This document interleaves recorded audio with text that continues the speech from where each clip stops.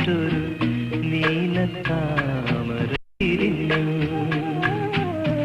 നീലജലാശയത്തിൽ ഹംസങ്ങൾ നീരാടും പൂങ്കുളത്തിൽ നീർപ്പോളകളുടെ ലാളനമേറ്റൊരു നീലത്താമര വിരിഞ്ഞു. നീലജലാശയത്തിൽ യേശു അങ്ങ് റെക്കോർഡിന് മൈക്കിലേക്കൂടി വരുന്നേരം യേശുവിൻ്റെ വോയിസ് സാധാരണയിലും ഏറ്റവും നല്ല ഒരിതാ കിട്ടിയത്. ആ സോങ്ങിൻ്റെ സിറ്റുവേഷൻ നമുക്ക് എനർജിയൊക്കെ ഒരു പാട്ടിൻ്റെ ഗുണം പോലെ ഇരിക്കും. എത്ര നമുക്ക് ഫ്രഷ് ആയിട്ടിരുന്നാലും നമ്മുടെ മനസ്സിൽ കൊള്ളാത്തൊരു പാട്ടാണെങ്കിൽ ചിലപ്പോൾ നമ്മൾ കഷ്ടപ്പെടേണ്ടി വരും. നമ്മൾ അതിനെ കൂടുതൽ അതേസമയം അതിനകത്ത് ഒരു നാച്ചുറലായിട്ടൊരു എന്താ പറയുക, നമ്മൾ അതിൽ ഉൾക്കൊണ്ടിരിക്കുന്ന എല്ലാ ഫീലിങ്സോ അല്ലെങ്കിൽ സുഖങ്ങളോ ഒക്കെ ഉണ്ടെങ്കിൽ അറിയാതെ ഒരു പാട്ടുകാരൻ സുഖമായിട്ട് പാടും. അപ്പം അത് എല്ലായ്പ്പോഴും ഒരു കമ്പോസർക്കോ അല്ലെങ്കിൽ ഒരു റൈറ്റർക്കോ അല്ലെങ്കിൽ ഒരു പാട്ടുകാരനോ കിട്ടിയെന്ന് വരില്ല. ഈ പാട്ട് അതുപോലെ ഒരു നല്ലൊരു സിറ്റുവേഷൻ എന്ന് പറഞ്ഞാൽ കേൾക്കുമ്പോൾ തന്നെ അറിയാം, വളരെ സോഫ്റ്റ് ആൻഡ് നന്നായിട്ട് എഴുതിയിട്ടുണ്ട്, നന്നായിട്ട് ട്യൂണും ചെയ്തിട്ടുണ്ട്.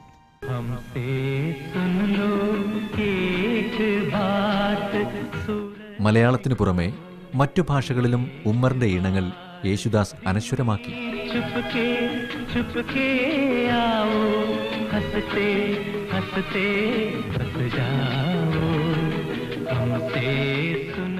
കൊമ്പിൽ കിലുക്കും കെട്ടി ഉള്ളറിഞ്ഞ പന്തുരുത്തി ലാടം വെച്ച കുഞ്ഞിക്കുളം പഠിച്ചോടിക്കോടാളെ മടിക്കാളെ. കൊമ്പിൽ കിലുക്കും കെട്ടി ഉള്ളറിഞ്ഞ പന്തുരുത്തി ലാടം വെച്ച കുഞ്ഞിക്കുളം പഠിച്ചോടിക്കോടാളെ മടിക്കാതെ. നേരം പോയി നേരം പോയി നേരം പോയി കണ്ണിൽ വിളക്കും വെച്ച് കന്നിപ്പൂം പെണ്ണൊരുത്തി ദൂരെയൊരു കൂരയിൽ എന്നെയും തേടി തളർന്നിരുപ്പാടേ. എല്ലാ മ്യൂസിക് ഡയറക്ടേഴ്സും എന്ന് വെച്ചാൽ കേരളത്തിലല്ല, ആൾ ഇന്ത്യയിൽ എടുത്താൽ ഇംഗ്ലീഷിലായാലും അവർക്കൊരു ക്ലാസിക്കൽ ഇതുണ്ട്. നമുക്ക് ഹിന്ദിക്കാർക്ക് ക്ലാസിക്കൽ, ഹിന്ദുസ്ഥാനി ക്ലാസിക്കൽ രാഗങ്ങളുണ്ട്, കർണാട്ടിക്കലുണ്ട്. എല്ലാം ഏതെങ്കിലും ഒരു രാഗത്തിന് ബേസ് ചെയ്തിട്ടാണ് എല്ലാം ട്യൂൺ ചെയ്യുന്നത് അധികം. പിന്നെ രാഗത്ത് എല്ലാം വിട്ടിട്ട് ചെയ്യുന്നത് ഫോക്ക് ട്യൂൺസ്. അതൊരു തനിയാണ്, രാഗം ഉണ്ട് അതിൽ, എന്നാലും അധികം രാഗങ്ങൾ ബേസ് ചെയ്തിട്ട്. അപ്പോൾ നമ്മളത് ഈ രാഗം ബേസ് ചെയ്തിട്ട് ട്യൂൺ ചെയ്യുന്നത് അതിൻ്റെ അർത്ഥം ഒരു അനുകരണമാണ്. ഈ രാഗം ബേസ് ചെയ്താൽ അത് ഒരു അനുകരണമല്ലേ, രാഗത്തിനല്ലേ ബേസ് ചെയ്യുന്നത്. അപ്പോൾ അത് എല്ലാവരും ചെയ്യുന്നത് അതാണ്. അപ്പോൾ എല്ലാവരും അനുകരിക്കുന്ന ട്യൂൺസ് അനുകരിക്കുന്നതെന്നാണ് അതിൻ്റെ അർത്ഥം. പക്ഷേ ഒരാളെ കഴിവ് എവിടെ നിന്നിരിക്കുന്നു, അത് ഏത് വിധത്തിൽ അത് ഉപയോഗിക്കുന്നു, ആ ട്യൂൺ എങ്ങനെ മാറ്റി വരുത്തുന്നു, അതിലാണ്.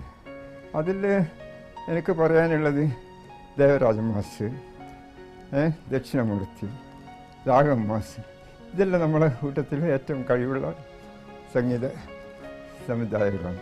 അവരുടെ പാട്ടുകളും ഏറ്റവും നല്ലതാണ്, എന്നെന്നും നിൽക്കുന്നതാണ്. ഒന്നിനൊന്ന് വ്യത്യാസമുണ്ടാകും. ഇതുമാതിരി ഹിന്ദി പാട്ടിൻ്റെ അനുകരണമൊന്നുമില്ല, ഇത് രാഗത്തിൻ്റെതായിരിക്കും. അത് ആര് ചെയ്താലും ഒരു എന്തെങ്കിലും ഒന്ന് ബേസ് ചെയ്യാണ്ട് പറ്റില്ല. നമ്മൾ ദൈവമല്ലാതെ എന്തെങ്കിലും ഒന്നുമില്ലാണ്ട് ചെയ്യാം.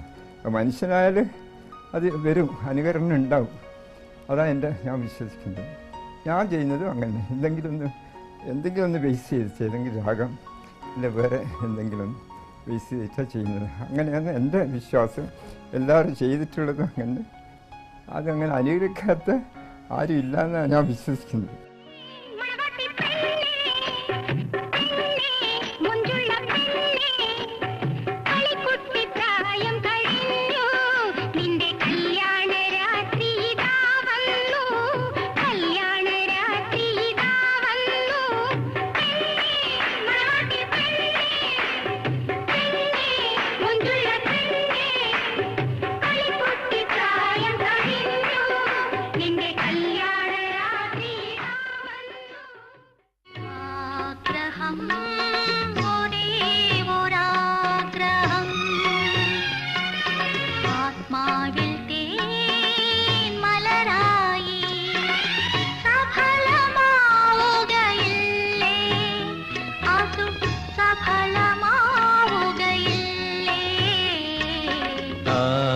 ആഗ്രഹം ഒരേ ഒരാഗ്രഹം ആരോമലേ ഞാനറിയുന്നു സഫലമാക്കുകയല്ലോ അത് സഫലമാക്കുകയല്ലോ ആഗ്രഹം ഒരേ ഒരാഗ്രഹം ചന്ദനക്കുറിയിട്ട ചന്ദ്രലേഖേ നിന്നെ ചന്ദന പല്ലക്കിലേറ്റിടട്ടെ ചന്ദനക്കുറിയിട്ട ചന്ദ്രലേഖേ നിന്നെ യേശുദാസിന്റെ ഗന്ധർവ ശബ്ദം ഉമ്മറിന്റെ ഏറ്റവും വലിയ ദൗർബല്യങ്ങളിലൊന്നായിരുന്നു. ഗാനഗന്ധർവനു വേണ്ടി അദ്ദേഹം കാലാതിവർത്തിയായ ഈണങ്ങൾ മെനഞ്ഞെടുത്തു. യേശുദാസ് അവ ഹൃദയം നൽകി ആലപിക്കുകയും ചെയ്തു. ഉമ്മറിന്റെ ഹിറ്റ് ഗാനങ്ങളിൽ 90% നാം കേട്ടത് യേശുദാസിന്റെ ശബ്ദത്തിലാണ്.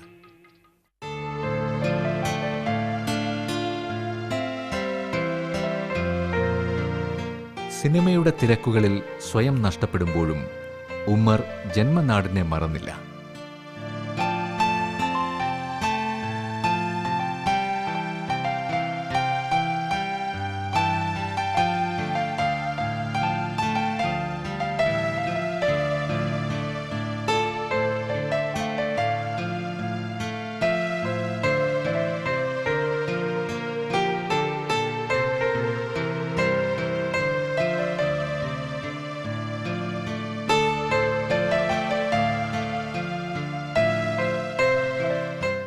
കെ. രാഘവൻ അദ്ദേഹത്തിന് ഗുരുതുല്യനായിരുന്നു.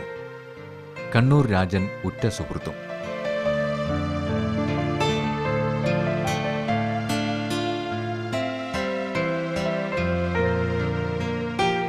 സ്വന്തം നാടിന്റെ സ്നേഹാദരങ്ങളെ മറ്റേത് അവാർഡുകളെക്കാൾ ഉമ്മർ വിലമതിച്ചു.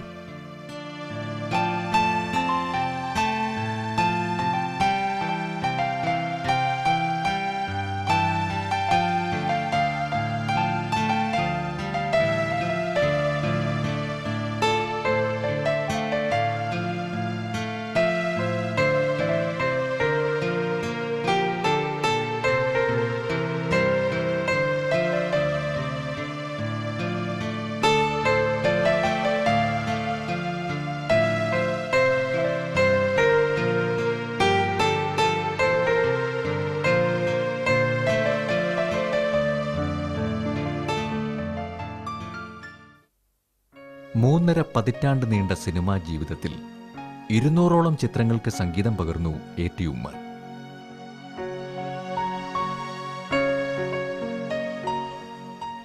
സംസ്ഥാന സർക്കാരിൻ്റെയും ഫിലിം ഫാൻസ് അസോസിയേഷന്റെയും അവാർഡുകൾ ഉൾപ്പെടെ നിരവധി ബഹുമതികൾ അദ്ദേഹത്തെ തേടിയെത്തി.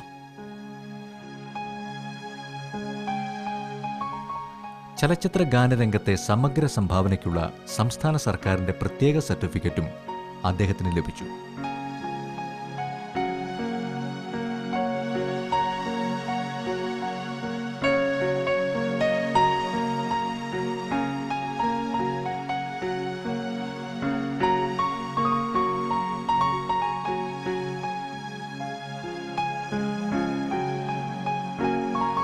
ഏത് അവാർഡുകളെക്കാളും ഉമ്മർ വിലമതിച്ചത് സ്വന്തം ഗാനങ്ങൾ ഹൃദയത്തിലേറ്റുവാങ്ങിയ ജനങ്ങളുടെ സ്നേഹപ്രകടനങ്ങളായിരുന്നു.